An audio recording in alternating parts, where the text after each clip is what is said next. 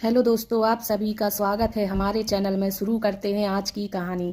कहानी का नाम है दिलों का एहसास।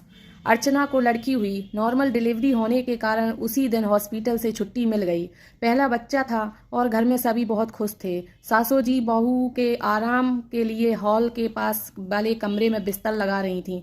बहू शाम को घर आ गई। बच्ची को देखने और अर्चना की खबर पूछने रिश्तेदार हुआ पड़ोसी आने लगे। सासू माँ घर का सारा काम भी करती। अर्चना व बच्चे का ध्यान रखती और आने वालों का स्वागत भी करती। कहते हैं सभी एक जैसे नहीं होते। सभी अपनी अपनी सलाह अर्चना की सास को देकर जाते। अर्चना को सब अंदर सुनाई देता था।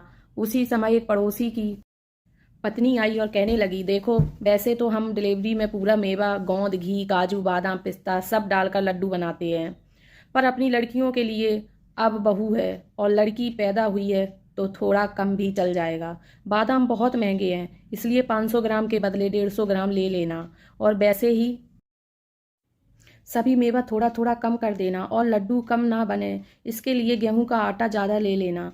अर्चना की सास सब सुनती रही। अंदर अर्चना भी सब सुन रही थी। पड़ोसन चली गई। ससुर जी बोले, देखो, मैं बाजार जा रहा हूँ, तुम मुझे लिखवा दो क्या लाना है, कोई चीज़ बाकी ना रहे।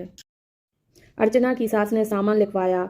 हर चीज़ उनकी लड़की के लिए डिलीवरी के समय से ज़्यादा ही थी। ससुर जी ने पूछा, इस बार सभी सामान ज़्यादा है, क्या तुम भी लड्डू खाने वाली हो? तब अर्चना की सास बोली, सुनो, जब बेटी को डिलीवरी आई थी तब हमारी परिस्थिति अच्छी नहीं थी और आमदनी भी कम थी।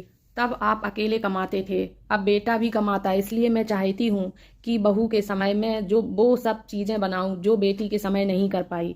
क्या बहू हमारी बेटी नहीं है? और सबसे बड़ी बात यह है कि बच्चा होते समय तकलीफ तो दोनों को एक ही होती है, इसलिए मैंने बादाम ज़्यादा लिखे हैं। लड्डू मैं तो डालूंगी ही, पर बाद में भी हलवा बनाकर खिलाऊंगी, जिससे बहू को कमजोरी नहीं आए और बहू पोती हमेशा स्वस्थ रहें। अर्चना अंदर सबको सुन रही थी और सोच रही थी कि मैं कितनी खुशकिस्मत हूँ।